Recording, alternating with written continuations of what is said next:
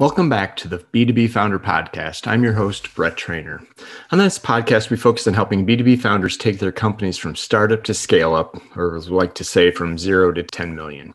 And each week, I'll chat with guests that are thought leaders or founders that will provide actionable tips and strategies to help you scale your own business. This week is no different. I speak with Marti Sanchez. He's the founder and CEO of Influence Podium. His mission is to help B2B CEOs and founders create content at scale and grow their personal brand to drive inbound opportunities. He's also coined the phrase the inbound CEO, or in our case, the inbound founder, which I absolutely love. I think it's going to be critical to growth. We dig into this and why personal branding is so important to growing your startup. And I think this is a topic in a growth area that is emerging rapidly. A lot of the founders I've talked to, and if you've listened to the past episodes, know that the growth trajectory of a lot of these companies is tied back to content and mission and the why of these companies. So it's becoming increasingly important for the CEO or the founder to be out in front of this, sharing what that mission or the purpose of the company is. And not just from an outside customer perspective, but also from an internal standpoint, employees and getting people, the right folks hired, et cetera. So this is a really interesting interview. I think you'll get a lot of value from it. So please tune in and let's hear what Marti has to say. Thanks.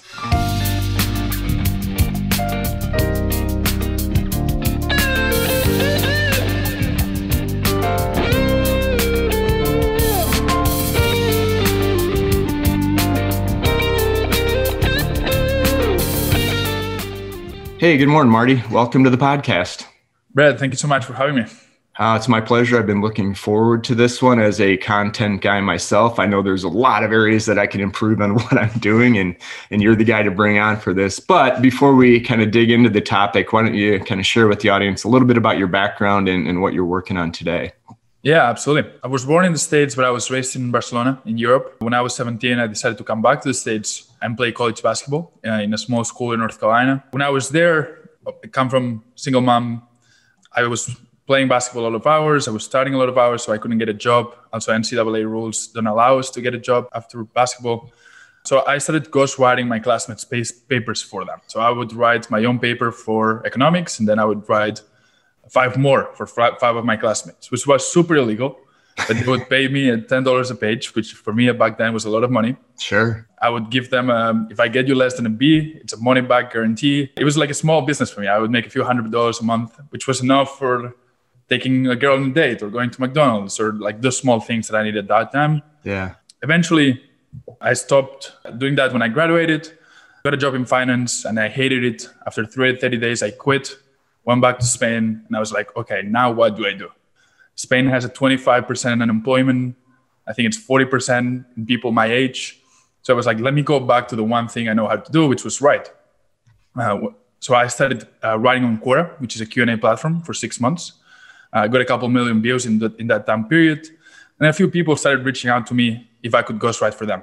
They happened to be B2B CEOs that had like columns on Forbes or Inc. magazine. And it was like exactly what I was doing back in college for my classmates, but now for business people.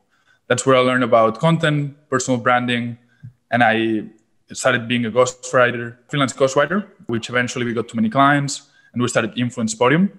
Influence Podium is now the company that I run. We're about 5 people full-time. We help B2B CEOs create content at scale. We've now incorporated podcast hosting. We also incorporated a bit of public relations where we help you get placed on different podcasts. So we have now scaled, but we still follow that principle of B2B CEOs need to grow their personal brand, need to create content, need to do that at scale, but they're busy and they don't have time to do it or they don't want to do it. So we're the team that outsources your personal brand for you as a B2B CEO. That's where we've been. It's been a hell of a journey, but it's still, we have a long way to go. That's awesome. I love these stories where you're solving a problem and playing to a strength and say, hey, there's a need out here. I can do this. And I think too often we overthink some of the challenges and not do something about it. And some of the simpler businesses can be really successful because you're solving a very real problem. Yeah, we don't change the world. I mean, we love to spread messages worth sharing. That's our mission, right? We work with these people who have a message to share, that they're experts on their field. And we want to scale that message for you.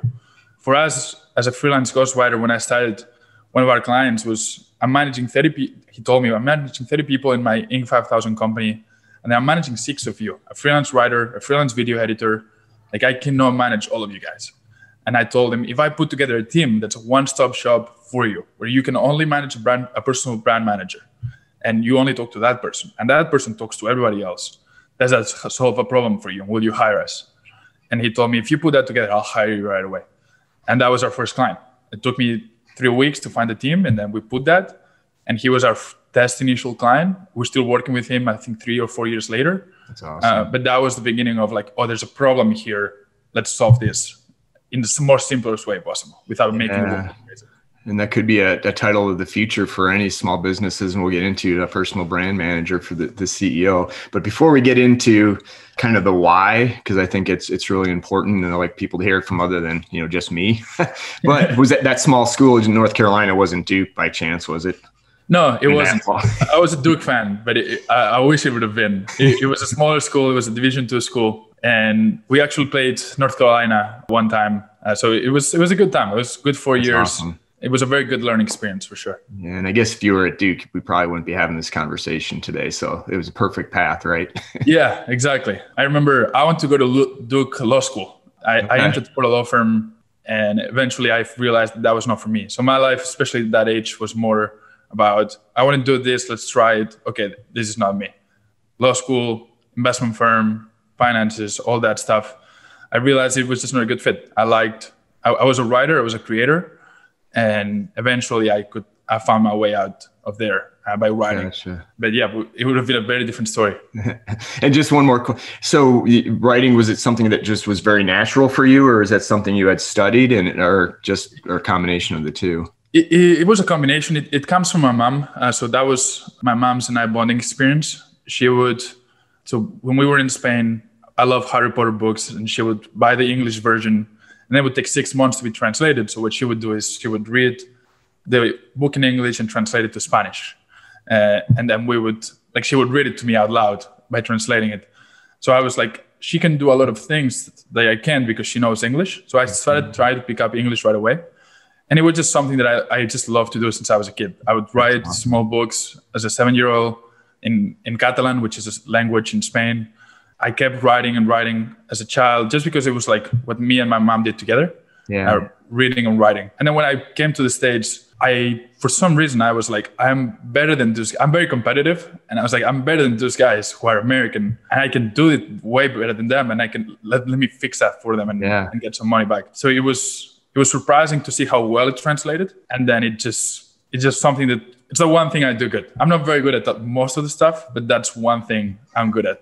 Yeah, that's fantastic. And again, I love it. It's a life skill that I think it's getting lost, slowly bringing back. So, all right. So back to the personal brand manager for CEO founders. I talk about all the time that, hey, man, you can't, it's almost impossible. The companies that are led by the founders that have a voice, have a mission, a passion, those are the ones that are growing fastest right now. And so I'd love to get your perspective on one, obviously you worked to that first client, but why is the personal brand, why is the content so important for founders of growing businesses? Yeah, absolutely. It's a great question. I think I like to simplify concepts as much as possible. For me, we've heard, like, we use the word personal branding, we use the word thought leadership. Like, those are all cool, fascinating ways to say reputation. Like, what's your reputation? What do people think when they hear your name? And reputation is not something that we just invented. Reputation comes from years and years back. It's always been a thing in business. So you can either be proactive towards your reputation and create content and grow your brand, or you can not do that and let your reputation be whatever it is, which is non-existent. Right. So I think of it as a competitive advantage that founders and CEOs can do, especially in B2B, when they're being proactive towards what their name means. And it's not an ego move. I hear that a lot. It's just an ego investment. It's not. It's meant to drive business for your company. And it's meant to drive actual ROI. If it's not driving long-term ROI, you're doing it wrong, or you shouldn't be doing it. So for me, it's about what people think when they think your name. If they Google you, will they find great articles, great videos, podcasts that shows that you're the expert in your field and that you know what you're doing? Or will they find nothing? And whose person do they want to work with? So for me, it's about driving actual ROI from your reputation. Nothing else, nothing more. Thought leadership, personal branding, they all sound great. At the end of the day, it's when I think about you, Brett, or when somebody thinks about me, will they see that I know what I'm talking? And will they want to do business with me because I have created that trust? Or will they never think of me? Right. And you have to decide which side you want to be. And it's all about creating the value, right? This isn't about self-promotion and others. It's trying to help where possible. Is that a simple way of saying the ideal way to approach this? Yeah, it's not about you. It's not about me either. It's about our audience, right? It's about how much value how much trust can we create for them? Can we solve a problem for them through our content? And then when they are convinced, because especially in B2B, you don't buy B2B services or B2B products like you would buy a t-shirt or a pair of jeans. That can be an impulsive buy. I can see a Facebook ad and be like, here, $30 for the t-shirt, let's go. Mm-hmm. But if I'm talking about a B2B service that's $2,000, $5,000, $10,000, $100,000 a month, that decision-making buying process is very different. And it's based on trust. And the way we add trust is by sharing what we know and our expertise.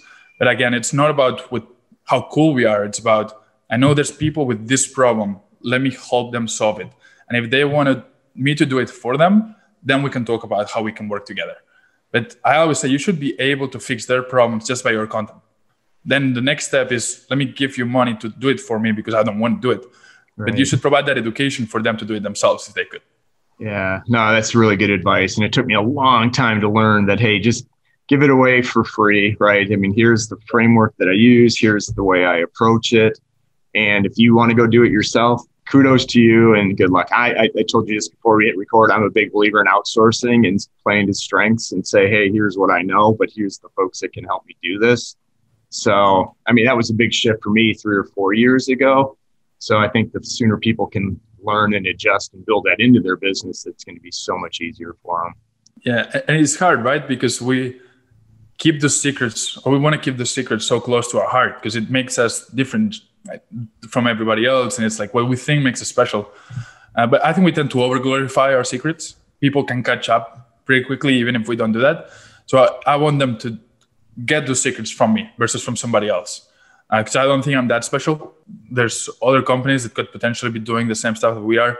I'm not sure. But if somebody wants to talk about B2B and personal brand, I want them to think Marti is the guy that gives me all the information. And then when I'm top of mind and they want to take that step forward to work together, that's who they'll think of and they'll go to.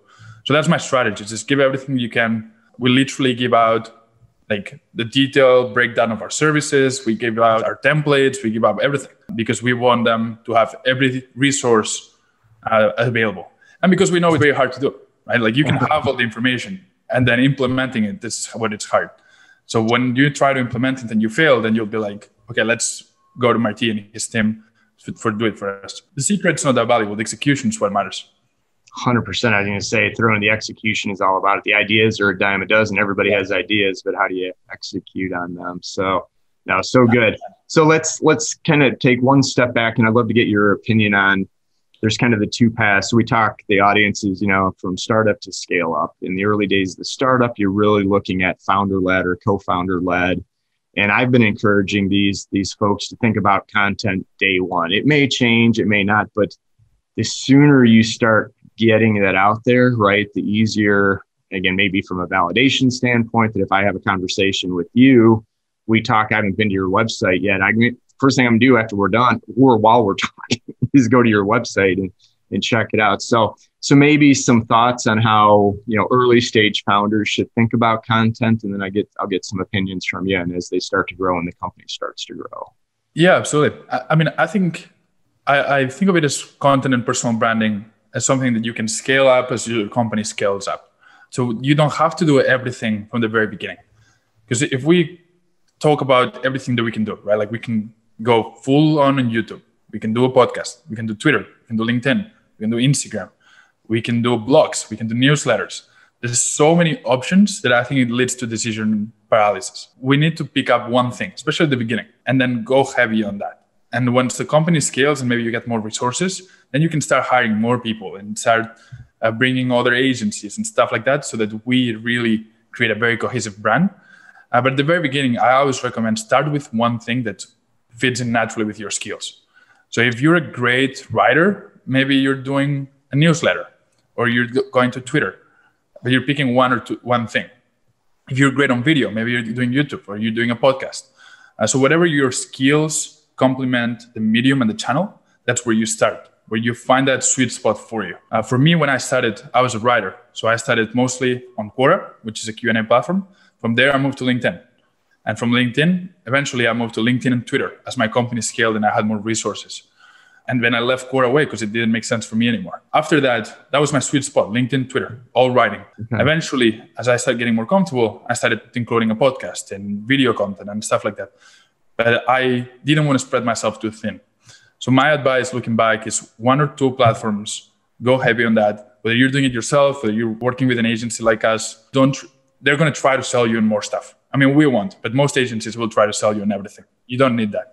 Even not from an economic resource availability, from my time availability. Like you just can't handle everything from the very beginning. So eventually you'll be able to scale and do more stuff. But I always recommend start where you know best and what will give you the highest chance to succeed. And from there, scale up. That makes sense. So if I'm thinking about, I'm just starting a company, I've got a few customers, I'm selling into my network, is maybe a couple big content pieces like why I started the company or the problem that you're solving. A couple of bigger ones is a good foundational piece. Is that a good way to start? Yeah, one thing I recommend is start with 1 or 2 long form pieces just to like create that trust value long term. They can be writing, they can be a podcast interview, or whatever you want to do it. But then think about how you consume content and how people consume content. I don't know when the last time it was that I went to a blog and read for hours. Right. But I'm on Twitter all day. And most founders and CEOs are on Twitter, on LinkedIn. They're on those social media platforms, which are, the way I think of it, is like a 1-minute date. Like you're going on a date and it takes 1 minute, 60 seconds. Like reading a tweet takes 15 seconds. Reading a LinkedIn post takes 60 seconds. You're not requiring too much involvement and commitment from that consumer. Eventually, after they've seen you in many small dates, they might want to take you on a bigger date. And then that's when you can have a blog post or a podcast episode or whatever that looks like. And then eventually, maybe they want to marry you and then they schedule a call with you. But the way we consume information is a much short-term content pieces. So I always recommend to at least focus on one social media platform because it's going to be the best way to distribute your content and to reach the audience as soon as possible. So Twitter, LinkedIn, especially for B2B, is where you should be at from the very beginning. Ideally both, but at least one of them. There's also a lot of ways that you can repurpose content from one to the other. So that's maybe another thing. But Twitter, LinkedIn is the way that people consume the information as much as possible. And you want to give yourself the best chance. Yeah. So I would always recommend start there and then create longer form pieces of content a bit later. Got it. I know one of the things I struggle with quite a bit. So with the podcast, I've got a ton of content, but I don't do a very good job of repurposing it. Right. I know, we just hit 100 episodes a couple of weeks ago and, I'm sitting on a gold mine of talking with experts like you that I sent some videos out on LinkedIn, but there's a wealth of other information. And so, part of me, I get bogged down in people telling me done is better than perfect, right? I start to overthink it and this 60 seconds take me days. I'm better now, but think about what you're right. So I think that's kind of the challenge is, hey, I've got this, I've got ideas, but is it good enough to post? And, I love your perspective on just get it out there or balance of it. Yeah, I think for us, speed is very important. Speed of execution. So when you say done is better than perfect, I know it's a cliche, but it's true. Like we just need to put out that content because what we want to do is we want them to see us very, very often because we need them to see our name and to relate our name to good quality content as many times as possible. So that whenever they have the need of like, hey, I want to do personal branding. I'm a B2B founder or a B2B CEO. Who do I talk to? My name has to pop up in their head. Like that's the conversations we have internally with our team. We don't do any other marketing than my personal brand. So what we talk internally is like, if somebody thinks about B2B personal branding, do they say Marti? If they don't say Marti, we're not doing our job right. Right. To get there, we need them to see us very, very often because people will forget about us. So that's why we try to put out a lot of content and very quickly. Our secret sauce is content repurposing. So the way we do that is having long form pieces of content, like a podcast guest, like where I'm right now, whether I'm a guest or you as a host, and then turning that into 10, 15, 20 pieces of content that we can put out on LinkedIn, on Twitter, on YouTube, everywhere. So like my team right now, once this podcast, like I said, full transparency, when this podcast is published, we will download the video. We have a brand manager who will send it to a video editor. The video editor will chop up the best 15 clips that are about 1 minute. And now we have content for a month. And then we have a writer who will go into it and will basically transcript and ghostwrite what I'm saying into a post. And now we have 10 more pieces of content that are going to go on LinkedIn, Twitter. And now we have content for 2 months from 60 minutes of my time. So that's as a podcast guest. As a podcast host, it's about giving that share with your audience. So when we run our podcast, we clip 5, 6, 7, 8 clips for them. And then we post them. Are they the best clips? Hopefully. Right. Maybe one of them is not as good as it could have been, but at least they saw our name and they saw a good post. Was it perfect? I don't know. But it was, they saw our name. And I think that's important. That speed of execution is key, I believe.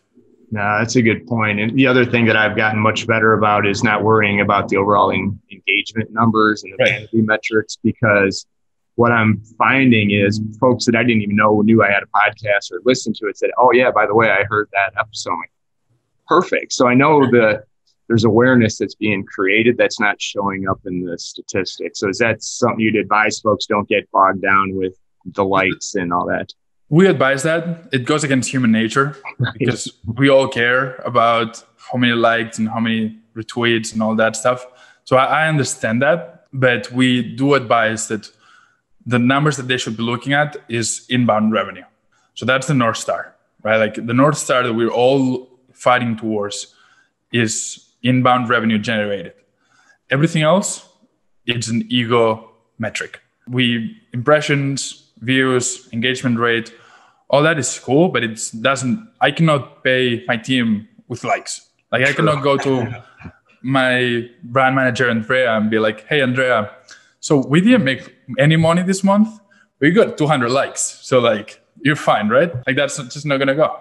Right. So what matters for us is inbound revenue generated. Now, is that going to happen right away? Potentially not. But if you do it long-term and consistently, and you believe that your reputation is important, it will happen. Everything else, I don't even look at them. I cannot tell you how many likes my LinkedIn post got or how many followers I have on Twitter or anything like that. What matters to me is when a prospect comes to a call and they say, yeah, I read your LinkedIn post and I thought that made sense for my business. I want to ask you how we could potentially do that together. Because then it's a very easy sell. Right, you're doing all the pre-sale, they're establishing credibility, the visibility, the value up front. And it's just absolutely makes sense for us to work together. I'm just kind of curious. I've heard, and you can validate that the people that are actually liking, engaging aren't necessarily the folks that are actually going to buy from you anyway, right? The buyers tend to lurk more just in the background and consume versus engage. Does that sound right? It happened. I'd say it sounds about right. 75 to 80% of our inbound leads don't engage. Some of them have engaged for months and then they reach out. But we've seen that dark engagement, right, where they're just viewing and consuming and reading, but maybe they're not liking or commenting. It's important. And that's where most of the leads will come from. And back to what you were saying about this, it makes the easy sell.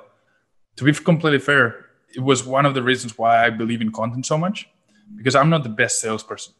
Like I came to America at 17. I still have an accent. I've lived in America maybe 6-7 years. I'm not super comfortable selling. Like it's something that never came super naturally to me. I'm a writer, not a salesperson. Right. So I want to make my sales as easy as possible. And the way I did that was I'm going to educate you so much and I'm going to give you so much value that it's you who wants to work with me. And then it's just a matter of like, do we work together? Well, financially, does it make sense for both of us? But I don't want to have to convince you. I want to convince you through my content. And that's one of the reasons why I think it makes it so easy, because it reduces the length of sales cycle and increases your win rate by doing things at scale. Like I can put a piece of content and convince 30 people versus me having to do 30 sales calls with them to convince them.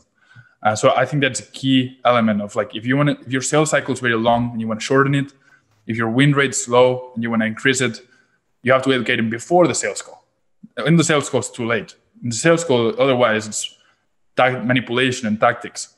You want to do it before, so that they come to the call convinced.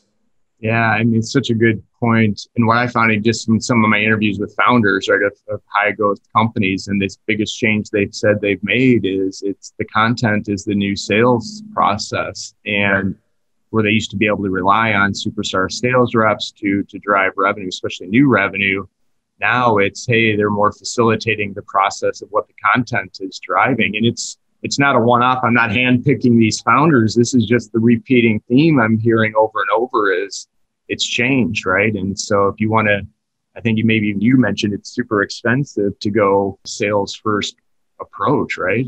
Yeah, we're saying the same thing, right? Because the old playbook of let's put out an ebook or a white paper that nobody wants to read, to be honest, and put it on Facebook ads so that everybody sees it. A few will download it because they will.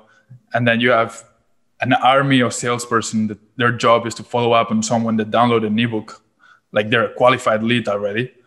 Like, no, they just downloaded an ebook. They're not ready to talk to you. And if you call them and email them for days, you're burning your reputation as a company. So that playbook requires a lot of salespeople, and it brings out a lot of like not qualified leads that we consider qualified. So the win rate is very short. The length of sales cycle is super long, and it gets super expensive. And I think that cost of having 30 SDRs for most companies is not worth it. What they should be putting that is into creating great quality content and having 3 SDRs for a less number of leads, which I can get is stressful and scary when you go from 1,000 leads to 20 leads. But if you close 50% of 20 leads, you're going to get a much better inbound revenue number than if you were doing it the other way.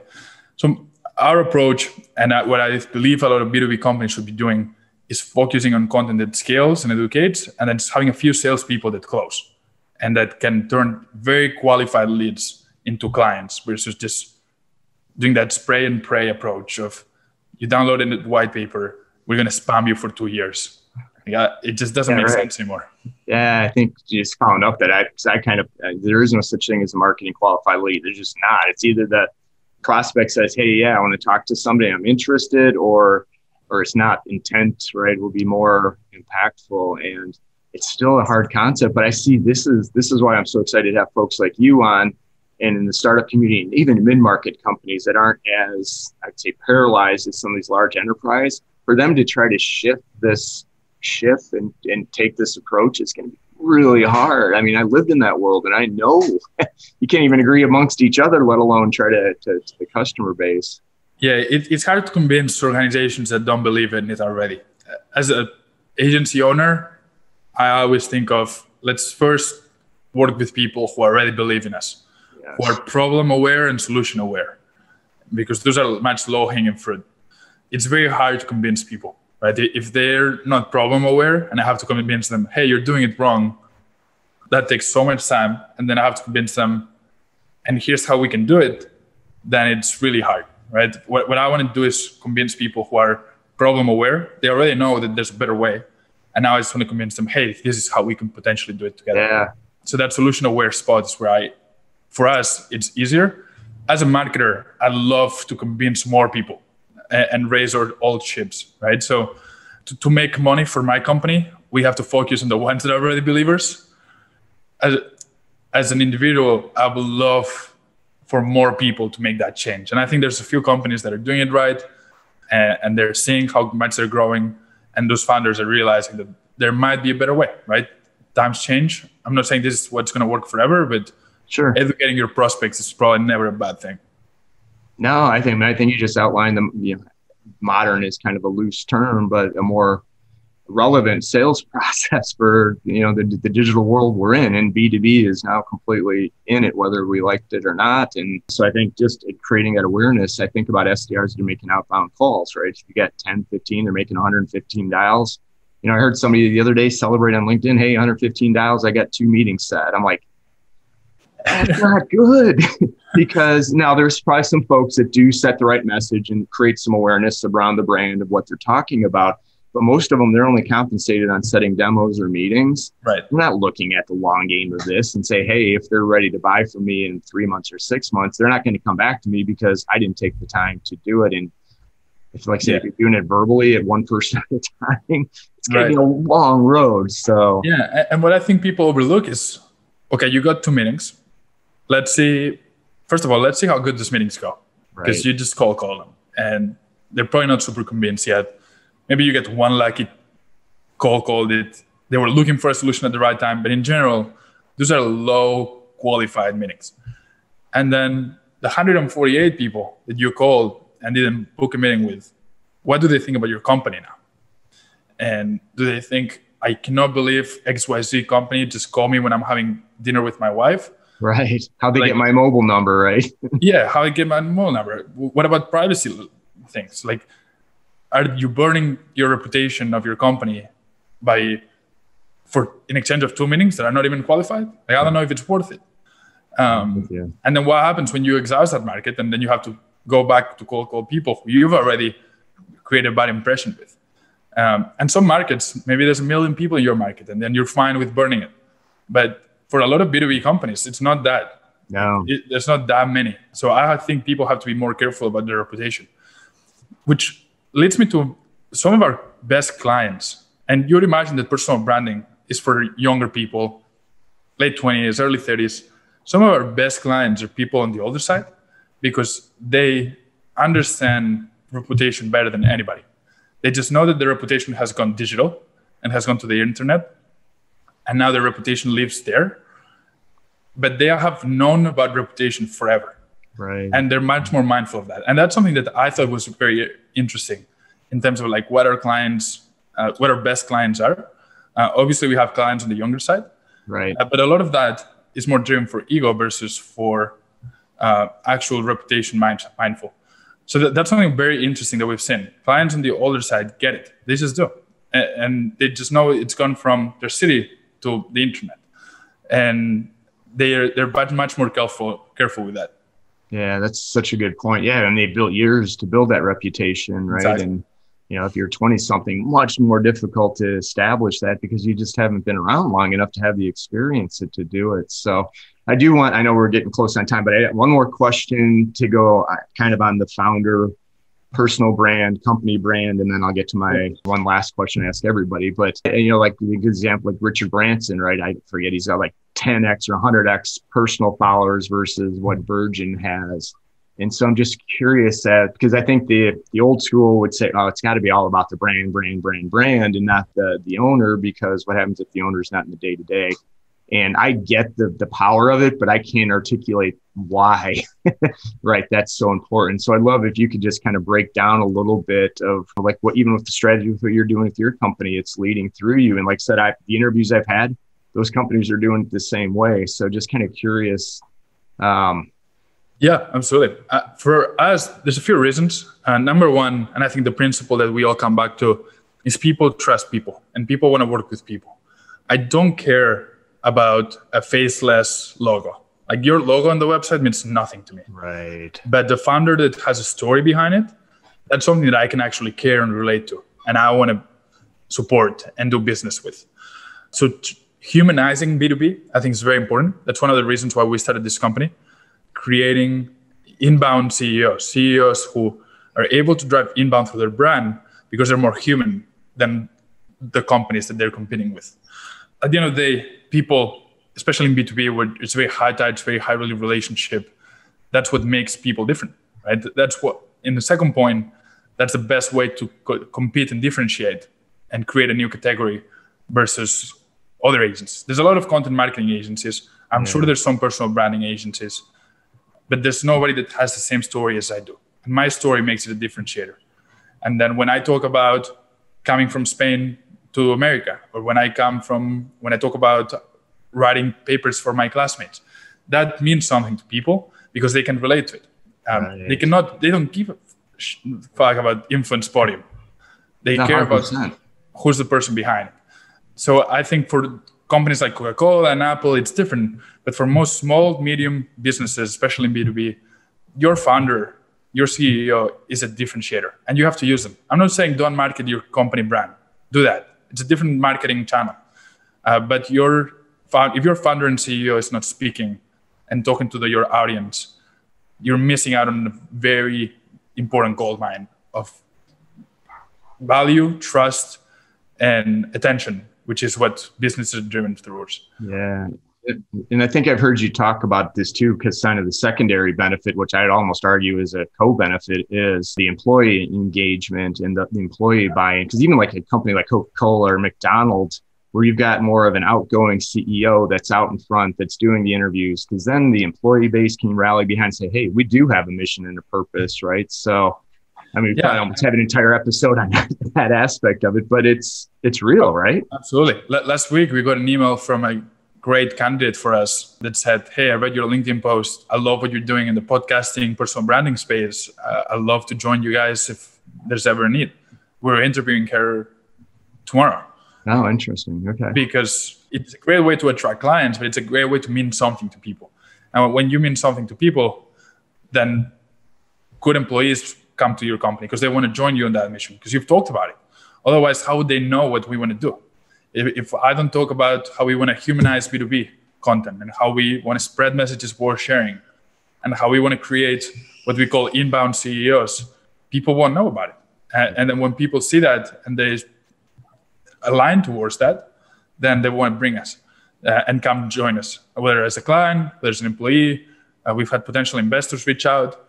We don't take investors, we completely self-funded, but we've had people want to be involved. And I think it's important when you're sharing your message, your mission, and you're sharing what you want to achieve and the future you want to change, people want to join you along the way. Yeah. And that is a great way to solve that problem of attracting great talent who already believe in the mission. We're seeing that more and more. And this is one of the additional but super important benefits that having an inbound CEO as the leader of the company drives towards it. Yeah, and I love that term, and I meant to bring that up earlier, and that may be a good way to end this session. I may have to have you back for part 2 because I think we can do a second level. Anytime. Inbound CEO, inbound founder. I mean, it's the quickest way to growth these days. You're going to be fighting a lot more upstream in credibility and awareness by not doing it. Even if you're not comfortable, figure it out. That's why Marti and his team is here to help you. I think that's huge. So I think, like I told you, one last question, right? And I asked everybody this. I said, this is one thing that I've asked every person from day one is, what is one thing you, Marti, would highly recommend? I wasn't sure if I should go ahead and say that, but I figured why not? For me, something I would recommend to everybody, especially founders and CEOs, is therapy. So therapy has been really important for me. I started going to therapy when I was 20 years old. I paused for a bit. Now I'm going back again. Running a business is hard. It's complicated. But even if you're not running a business and you're an employee, I think it can be really helpful. We take care, or we think we want to take care of our bodies and what we eat, and we watch our weight and all that stuff. But mentally and emotionally, I think it's even more important. So one of the passions of mine is trying to make therapy a bit less stigmatized. I know it has a negative connotation. So I want to be able to speak about it in public. And I think it's something that means a lot to me and has helped me a lot. And I think it can help other people. Yeah, I think that's really, really, really good advice. And it's underappreciated. I mean, I think you're right. There was a stigma, and maybe I'm just running with a different crowd now and talking to different people. But I think there's a lot of people that now are embracing it and accepting it. Why not, man? It's only going to help. You're right. Because the old profile of the founder, the entrepreneurs work 24 hours a day or 19 hours a day. I'm going to sleep 2 hours, eat like crap, not work out. But the true success right now is you're right. You're eating better. You're sleeping better. You're getting help with mind. It makes way too much sense. And I don't know if it's pride or old school thinking, but I know I love that advice. I had a very important personal experience with me on that. When I was 21-year-old and before I moved back to Spain, I had a panic attack in a gym. And I was on the floor for 30 seconds. It felt like hours and I couldn't breathe. And I stood up, called my mom, hey, I'm coming back to Spain and I need you to book me a therapy session with somebody. So that was something that since I was young, it was a big part of my life. And I want to keep doing that. And I feel like if I talk about it a bit more, maybe someone that's thinking about it, whether they should do it, or they're thinking, will it make me weak, or is that something for people who are crazy? Maybe they just need to see someone. So I wish someone had said that to me. So hopefully that's something that means something to people as well. Yeah, thank you very much for sharing that. That's so true. And better late than ever, as I'm learning that I started a podcast at age 50 plus. But man, it's time. It's open. It's a new world. And go see. There's people they're here to help you and support you. So I really appreciate you sharing that. My pleasure. So lastly, if there's folks that are interested in learning more about you, reaching out, following your content, which I'd highly recommend, what's the best place for them to find you? Yeah, I think best place to find me is Marti, Marti at influencepodium.com. That's my email. Best place to follow along for content will probably be LinkedIn, on Twitter. If you look up Marti Sanchez on Google, it should come up. I'll also send you the links, Brett, if you want to put them. Yeah, we'll put them in the show description. But if you Google it, it should come up. And the name of the podcast is? It's Podium Stories. Yeah, I recommend your podcast better, but we're on our way. Yeah, it's just getting it out there, right? And hit record and add value. So, well, Marti, thank you so much for joining the podcast today. I know there's so much value. Like I said, I've been looking forward to this. I've been preaching it. Now I've got ammunition behind me that said, hey, there's real proof, data, and why you need to be doing this. So thank you. No, Brad, thank you so much for giving me the opportunity to come by. And this was an amazing chat. So I really appreciate it. Awesome. Well, have a great rest of your day, and we'll catch up with you soon. Likewise. Take care, Brett.